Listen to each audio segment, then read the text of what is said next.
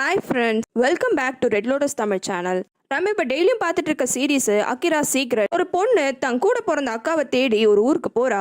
கடைசியில் அவளோட அக்கா இறந்து போயிருக்கான்ற விஷயம் அவளுக்கு தெரியுது. அவளோட அக்காவை கொலை பண்ணது யாரு, அவளோட அக்காவோட உண்மையான ஃபேமிலி அங்க இருக்காங்களான்னு எல்லா விஷயத்தையும் கண்டுபிடிக்கிறா. இந்த சீரீஸோட முன்னாடி எபிசோட்லாம் முன்னாடியே போஸ்ட் பண்ணியிருக்கேன். ஒருவேளை நீங்க பார்க்கலனா அந்த வீடியோஸோட லிங்க் கமெண்ட்ல தரேன். வாங்க அடுத்த வீடியோக்குள்ள போகலாம். ஹைஜீனோட கேஸ் விஷயமா டிராயிங் டீச்சரோட வீட்டுக்கே போயிட்டு பார்க்க ஹெட் ஆஃபீஸர் விசாரிக்கிறாங்க. இது தெரிஞ்ச உடனேயே மெடிக்கல் ஷாப் லேடி ரொம்பவே கோவப்படுறா. காயிங் வேற செக்ஷுவல் ஹராஸ்மெண்ட் கேஸ் இந்த டிராயிங் டீச்சர் மேல போட்டிருக்கா. இதனால இந்த மெடிக்கல் ஷாப் லேடியும் உடனே அவளோட மாமாக்கு கால் பண்றா. இந்த அசம்பிளி மேன் அப்ப வீட்டுல தான் இருக்கான். யுஞ்சியும் எதேச்சியா போனை கிராஸ் பண்ணும் போது அவளோட தங்கச்சி கால் பண்றான்ற விஷயம் அவளுக்கு தெரியுது. இருந்தாலும் கண்டுக்காம படுக்க போயிடுறா. அப்புறமா அசம்பிளி மேனும் வந்து கவனிக்கிறான். பார்த்தா இந்த தங்கச்சிக்காரி தான் கால் பண்ணிருக்கா. என்ன ஏதுன்னு தெரியலையேன்ட்டு கால் பண்றான். அப்ப இந்த மெடிக்கல் ஷாப் லேடியும் காயிங்கோட கேஸை டிஸ்மிஸ் பண்ணி திரும்பியும் இவனை வேலைக்கு சேர்த்துக்கணும்னு சொல்றா. ஆனா அதுக்கு அசம்பிளி மேனு இந்த கேஸ் போலீஸ் கிட்ட போயிடுச்சு, என்னால தள்ளிட்டு எதுவுமே பண்ணவே முடியாது, கண்டிப்பா அவன் நல்லவன் உனக்கு தெரியுமா, தேவையில்லாம அவனுக்கு சப்போர்ட் பண்ணாதன்ட்டு சொல்றான். இவன் இப்படிலாம் பேசுறத ரூம்க்கு வெளியில இருந்து யுஞ்சி ஒட்டு கேட்டு எல்லா விஷயத்தையும் தெரிஞ்சுக்கிறா. அடுத்த நாள் காலையிலேயே மெடிக்கல் ஷாப்க்கு போறா. இவளை பார்த்தோன்னே மெடிக்கல் ஷாப் லேடியும் கொஞ்சம் ஷாக் ஆயிடுறா.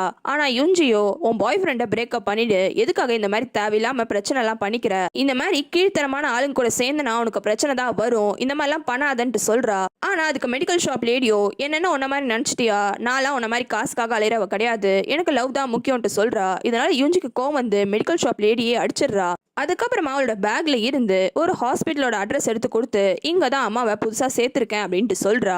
பார்த்தோன்னே மெடிக்கல் ஷாப் லேடியும் எதனால ஹாஸ்பிட்டல மாத்தின, ஹன்சு என்ன அம்மாவை பயமுறுத்திட்டாளா அப்படின்ட்டு கேக்குறா. ஆனா அதுக்கு யுஞ்சியோ நான் அட்ரஸை கொடுத்துட்டேன், அம்மாவை அடிக்கடி போய் பார்த்துக்கோ அப்படின்ட்டு சொல்றா. மெடிக்கல் ஷாப் லேடி இன்னுமே கோவத்தை தான் இருக்கா. அதனால அம்மாக்கு நீ மட்டும்தான் பொண்ணு, இப்பவும் சரி எப்பவும் சரி, என்னெல்லாம் அவங்க இன்னைக்கு பார்த்துருக்காங்க. இதை கேட்டோன்னே யூஞ்சியை அங்கே சிரிச்சுட்டு ரொம்ப திமிராங்க வந்து போயிடுறா. ஆனால் மெடிக்கல் ஷாப் லேடியோ அழுவ ஆரம்பிச்சிடுறா.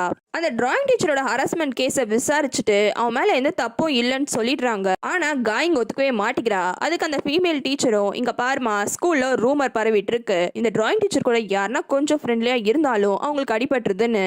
அந்த மாதிரி ஒரு விஷயத்த நம்ம ஹன்சு மிஸ்ஸே நேருக்கு நேராக பார்த்துருக்காங்க. இவங்களை தவிர 5 பேர் தனியாக வந்து எங்ககிட்ட அவங்க சார்பா இந்த மாதிரிலாம் நடந்ததுன்னு சொல்லியிருக்காங்க. அது மட்டும் கிடையாது, உங்க 2 பேருக்கும் நடுவில் இருக்கிற ஃபோன் ரெக்கார்ட்ஸ், சேட் ரெக்கார்ட்ஸ்னு எல்லாமே எடுத்து பார்த்தாச்சு. ஒரு நாளும் டிராயிங் டீச்சருக்கு நீ தான் 100 மெசேஜ்க்கு மேலே அனுப்பிச்சிருக்க. ஆனால் டிராயிங் டீச்சர் கிட்ட இருந்து உனக்கு ஒரு ஃபோன் காலோ இல்லை மெசேஜோ வந்ததே கிடையாது. கடைசியா இந்த கம்ப்ளைண்ட் பண்றதுக்கு முன்னாடி உன் லைஃபை நாஸ்தி பண்ணிடுறேன் பாருன்னு நீ தான் மிரட்டி மெசேஜ் அனுப்பிச்சிருக்க. அதனால இது பொய்யான கம்ப்ளைண்ட் அந்த ஃபீமேல் டீச்சரும் சொல்லி முடிக்கிறாங்க. பக்கத்துல தான் பிரின்சிபலும் இருக்காரு. இது எல்லாத்தையும் பார்த்த பிரின்சிபலும் அப்ப சைலண்டா இந்த கேஸை முடிச்சிருங்க, ஆல்ரெடி ஸ்கூலோட மானம் போகுதுன்னு அசம்பிளி மேன் வேற திட்டினாரு. இந்த ஸ்கூல் தானே இந்த ஊரோட மானமே, அது எப்படி தப்பா போகலாம், அதனால இந்த கேஸை க்ளோஸ் பண்ணிடலான்ட்டு சொல்றான். உடனே காயிங்கும் கோவமா அந்த அசம்பிளி மேனை முதல்ல அவன் குடும்ப மானத்தை காப்பாற்ற சொல்லுங்க, அடுத்தது ஸ்கூலோட மானத்தை காப்பாற்ற வந்துட்டான்னு டக்குன்னு வெளியில வந்துடுறா. பின்னாடியே ஹன்சுவும் துரத்திட்டே வரா. காயிங்க இருக்க கோவத்தை எல்லாமே ஹன்சு மேல காமிக்கிறா. உன்னை நம்பி வந்தா எனக்கு கூட நீ நம்பிக்கை துரோகம் பண்ணிட்டலன்னு. ஆனா ஹன்சு ரொம்ப கோவமா, நீ சாதாரணமா இப்படி ஒரு கேஸ் தந்துடுற, இந்த மாதிரி கேஸ்னால எத்தனை பேரோட லைஃப் போகும் தெரியுமா, ஏன் இப்படிலாம் விளையாடுறன்ட்டு கேக்குறா. அதுக்கு காயிங்க ஹைஜீனுக்கு அசம்பிளிமேன் தவிர ஒரு பாய் ஃப்ரெண்ட் இருந்தான், அவன் ரொம்பவே சின்னவன், ஒருவேளை அவன் தான் இவனா இருந்து இவன் அவளை கொலை பண்ணியிருந்தானா நீ என்ன பண்ணுவ அப்படின்ட்டு கேக்குறா. பார்க்க போலீஸ் ஸ்டேஷனுக்கு போறான். பார்த்தா ஹெட் ஆஃபீஸர் திங்ஸ் எல்லாத்தையுமே பேக் பண்ணிட்டு கிளம்புறாரு. அந்த டிரைவர் கேஸ்ல அவரை வேலையை விட்டு தூக்கிட்டாங்க. அது எப்படி உங்களுக்கு சஸ்பென்ஷன் தரலாம், இதெல்லாம் ரொம்ப தப்பா இருக்கேன்னு பார்க்க கோவப்படுறான். ஆனா ஹெட் ஆஃபீஸரோ உனக்கு புதுசா டிடெக்டிவ் ஸ்கில்லாம் வந்துருச்சுன்னு சொல்லிட்டு இருக்கல, அதை யூஸ் பண்ணி அந்த ஹைஜீனோட கேஸை சீக்கிரமா முடிக்க பாரு. அதுக்கப்புறமா இன்னொரு விஷயம், ரொம்ப நாளா நீ கேட்டுட்டே இருந்தல்ல, அந்த சீரியல் கில்லர் எல்லாரோட பாடியிலையும் வால்நட் தான் வச்சிருந்தான், அந்த வால்நட் ஹைஜீனோட பாடியில இல்ல அப்படின்ட்டு சொல்றான். இதை கேட்ட பார்க்கும் எப்படி ஹைஜீனோட பாடியில 2 வருஷத்துக்கு மேல தானே கண்டுபிடிச்சோம், ஒருவேளை அதனால இது மக்கி போயிருக்கலாம்ல அப்படின்ட்டு கேக்குறான். இல்ல இது ஸ்பெஷல் டைப் ஆஃப் வால்நட், அந்த சீரியல் கில்லர் எல்லா விக்டிமோட பாடியும் ஸ்பெஷலா வேக்யூம் சீல் பண்ணி இந்த வால்நட்டை உள்ள வச்சிருந்தான், அதனால அதுவே நினைச்சா கூட அதனால டீகே ஆக முடியாது, இதுதான் உன்கிட்ட இருந்து நான் மறைச்ச விஷயம், இப்ப இந்த விஷயத்தையும் நான் சொல்லிட்டேன். அதுக்கப்புறமா இந்த ஆண்டு ஒரு ஐடி கார்டை கொடுக்குறான். அதை பார்த்தோன்னே பார்க்க இது என்னது அப்படின்ட்டு கேட்குறான். நம்ம இந்த கேஸை இன்னும் விடல, எல்லாருமே சேர்ந்து ஒன்னா இன்வெஸ்டிகேட் தான் பண்ண போறோம் அப்படின்னு சொன்னோன்னே பார்க்க ரொம்ப சந்தோஷப்படுறான். காயிங் கிட்ட பேசினதுக்கு அப்புறமா ஹன்சுவும் அடுத்தது டிராயிங் டீச்சரை தான் மீட் பண்றா. டிராயிங் டீச்சர் அவனோட ஸ்டுடியோல இருக்கான்.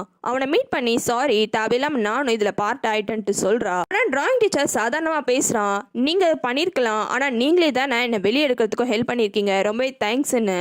ஹன்சுவும் காயின் கிட்ட இப்பதான் பேசினேன், அவ உங்களுக்கும் என்னோட அக்காவுக்கும் ஏதோ ரிலேஷன்ஷிப் இருக்குன்னு சொன்னா, என்ன மாதிரி ரிலேஷன்ஷிப்னு கேக்குறா. பார்க் கிட்ட சொன்ன அதே விஷயத்தை தான் டிராயிங் டீச்சர் இப்பவும் சொல்றான். நாங்க 2 பேரும் ஒரே ஆர்ட் அகாடமில ஒர்க் பண்ணோம், அவ்வளவுதான் எங்க ரிலேஷன்ஷிப்.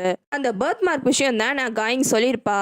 நானும் ஹைஜினும் ஒரு நாள் ஹியூமன் பாடிஸ் பத்தி பேசும்போது அப்பதான் ஹைஜின் இந்த மாதிரி ஒரு பர்த் மார்க் இருக்குன்னு சொன்னா. ஆனா ஹன்சுவால இந்த விஷயத்தை ஏத்துக்க முடியல. இது ரொம்பவே தப்பா இருக்கே. ஹைஜினு கேஷுவலா அவளோட பர்த் மார்க்கை பத்தி உங்ககிட்ட சொல்லியிருக்கலாம். ஆனா ஸ்கூல்ல படிக்கிற ஒரு பொண்ணோட பர்த் மார்க்கை பத்தி எதுக்கு உங்ககிட்ட சொல்லணும்? அவளே அப்படி சொல்லியிருந்தாலும் அவளோட பர்த் மார்க்கை பாக்குறதுக்கு எதுக்காக நீ ஆசைப்பட்டன்ட்டு கேக்குறா. டிராயிங் டீச்சரும் நடந்த பழைய விஷயத்த யோசிக்கிறான். ஒரு வாட்டி ஹைஜின் வந்து இந்த ஊர்ல இன்னொரு டர்ட்டி பிளட்டை நான் கண்டுபிடிச்சேன், என்ன மாதிரி ஒன்ன மாதிரி அப்படின்ட்டு சொல்றா. எதுக்காக அவ டிராயிங் டீச்சர் இதுல ஆட் பண்ணான்னு தெரியல. இந்த விஷயம் தான் அவனுக்கு ஞாபகத்துக்கு வருது. இருந்தாலும் சைலண்டாவே இருக்கான். ஹன்சு இன்னும் ரொம்ப கோவமா, சொல்லு உங்ககிட்ட நான் கேட்ட ஒரு கேள்வி கேக்குறா.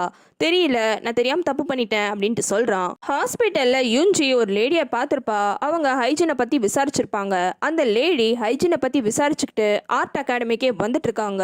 அவங்களுக்கு இன்னும் ஹைஜின் இறந்து போன விஷயம் பத்தியே தெரியல.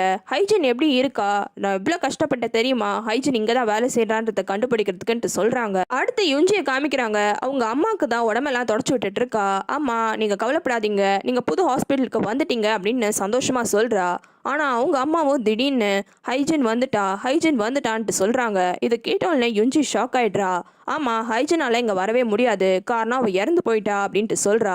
எப்பவுமே ரியாக்ட் பண்ணாம எங்கேயோ வேடிக்கை பார்த்துட்டு இருக்க மேடம் பேங்கி இந்த விஷயத்த தெரிஞ்ச உடனேயே ஷாக் ஆயிடுறாங்க. லேடி பாய் அவன் கார்ல ஊர்ல சுத்திட்டு இருக்கான். அப்ப எதேச்சியா ஹன்சுவா அப்படி நடந்து போறத கவனிக்கிறான். ஹன்சு அப்படி போறத பார்த்த உடனேயே அவன் மூஞ்சி பிரகாசமா மாறிடுது. திடீர்னு அவன் வாயிலே ஏதோ டியூனை வாசிக்க ஆரம்பிச்சிடுறான். இதே டியூனை அந்த லம்பர் மில் ஓனரும் வாசிக்கிறான். அவன் இந்த லேடி பாய்க்காக அவன் வீட்டு வாசல்ல தான் வெயிட் பண்றான். அந்த ஆர்ட் அகாடமியில் வேலை செய்கிற பொண்ணு ஹைஜினை தேடி ஒரு பொண்ணு வந்தான்ற விஷயத்த ஹன்சு கிட்ட சொல்லியிருப்பா. அதனால தான் ஹன்சு இவங்களை மீட் பண்ணுறதுக்காக வரா. அப்போ கூட பார்க்கும் இருக்கான். ஹன்சு நான் ரொம்ப நேரமாக வெயிட் பண்ணுறேன், நீங்கள் நம்பர் இன்னும் தரலையேன்ட்டு கேட்குறா. ஆனால் அந்த பொண்ணும் இந்த நேரம்னு பார்த்து எதுக்காக நீங்கள் தேவையில்லாமல் என் பாய் ஃப்ரெண்ட் அடிக்கடி மீட் பண்ணுறீங்க, என் பாய் ஃப்ரெண்ட் இனிமேலாம் மீட் பண்ணாதீங்கன்ட்டு சொல்கிறா. இதை கேட்டால பார்க்கு கோவம் வந்துடுது. நான் உன் பாய் ஃப்ரெண்டா, நான் இப்போ உன் பாய் ஃப்ரெண்ட் ஆனன்ட்டு கேட்குறான். ஆனா ஹன்சுவோ நம்பருக்காக தான் வந்திருக்கா. அதனால அந்த நம்பரை பத்தியே தான் அவ கேட்குறா. இந்த பொண்ணு நேரங்காலம் தெரியாம அதை பத்தியே பேசணும்னே பார்க்கு கோவம் வந்துடுது. இவங்க பாவம், இவங்க இறந்து போன அக்காவை பத்தி யாரோ கேட்க வந்திருக்காங்களேன்னு டீட்டெயில்ஸ் கேட்க வந்தா நீ என்ன தேவையில்லாம பேசிட்டு இருக்கேன்னு திட்டிடுறான். அதுக்கப்புறமா அந்த பொண்ணும் அந்த போன் நம்பரை கொடுத்துடுறா. ஹன்சு யார் ஹைஜினை பத்தி தேடிட்டு வந்தாங்களோ அவங்கள கண்டுபிடிச்சிடுறா. இந்த பொண்ணோட பேரு மிஞ்சு. இவ ஒரு ரிசர்ச்சரு, பயாலஜி சென்டர்ல தான் ஒர்க் பண்ணிட்டு இருக்கா. என்னோட அக்காவை எப்படி மீட் பண்ணீங்கன்ட்டு ஹன்சு விசாரிக்கிறா. அப்ப அந்த பொண்ணும் உங்க அக்காவுக்கு ஃபேப்ரின்னு ஒரு டிசீஸ் இருந்தது, அதோட பேஷண்டா தான் உங்க அக்கா இங்க வந்தா, அது மூலமா தான் எனக்கு உங்க அக்காவை தெரியும், அதுக்காகவே எங்க அக்காவை தேடிட்டு வந்தீங்கன்னு ஹன்சு கேட்குற. அடுத்தது அதுக்காகலாம் வரல, இந்த டிசீஸ் சாதாரணமா இருக்கும், ஆனா ஒழுங்கா ட்ரீட்மெண்ட் தரலனா அவங்க லைஃபே போயிடும், அதனால தான் உங்க அக்கா 2 வருஷத்துக்கு முன்னாடி ட்ரீட்மெண்ட்டை நிறுத்திட்டு போயிட்டா, எங்க போனான்னு தெரியலையேன்னு விசாரிச்சுட்டே வந்தேன்ட்டு சொல்றா. அந்த லேடி பாய் வீட்டுக்கே இந்த லம்பர் மில் ஓனர் வரான். வந்தவன் கொஞ்சம் பதட்டத்தோடயே இருக்கான். லேடி பாயும் அது இதுன்னு ஏதோ கதை பேசினாலும் இவன் கான்சன்ட்ரேஷன் எல்லாமே வேற ஒரு பக்கமாவே இருக்கு. அதுக்கம்மா ரொம்ப பதட்டமா ஒரு என்வலப் எடுத்து கொடுக்குறான். அது ஃபுல்லாவே காசா தான் இருக்கு. அவன் காசு கொடுக்கும் போதே இந்த லேடி பாய்க்கு புரிஞ்சுடுது. உடனே அந்த லம்பர் மில் ஓனரும் இங்க பாரு, அந்த விஷயத்தெல்லாம் நான் நிறுத்திட்டேன், இப்ப எனக்கு கல்யாணம் ஆகி எனக்கு ஒரு குழந்தை வேற இருக்கு, நான் கண்டிப்பா அந்த ஹைஜீனோட கேஸை பண்ணவே இல்லை அப்படின்ட்டு சொல்றான். ஆனா இவன் காசு கொடுத்தோடனே லேடி பாய் எனக்கு புரியுது, கண்டிப்பா நீ பண்ணாம இருந்திருந்தா இந்த காசை நீ கொடுத்துருக்க மாட்ட, ஆனா இப்ப நீ எனக்கு காசு தரனா நீ தான் ஏதோ ஒரு விஷயத்த பண்ணிருக்க, கவலைப்படாத, நான் யார்கிட்டயும் சொல்ல மாட்டேன் அப்படின்ட்டு சொல்றான். அந்த மில் ஓனர் இன்னுமே பயப்பட ஆரம்பிக்கிறான். இன்னொரு பக்கம் ஹன்சுவும் அந்த ரிசர்ச்சர் கிட்ட பேசுறா. அப்பதான் ஹன்சுக்கு ஒரு விஷயம் புரிய வருது. அவங்க அக்காவுக்கு இருந்தது ஒரு ரேரான பிளட் டிசீஸ், அதனால கண்டிப்பா அவளோட சொந்தக்காரங்க தான் அவளுக்கு பிளட் தர முடியும். ஹைஜீனுக்கோ அவ சொந்தம் யாருன்னே தெரியல, அதனால தான் அவங்கள தேடி இந்த ஊருக்கு வந்திருக்கா.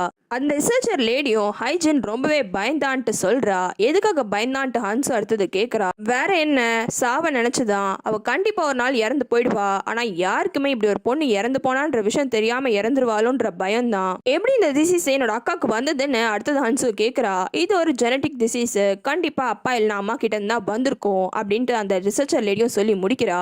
இந்த லேடி சொன்னதுல இருந்தே ஹன்ஸுக்கு ஒரு க்ளூ கிடைக்குது. காயிங்கு கோவத்தோட உச்சிக்கே போயிடுறா.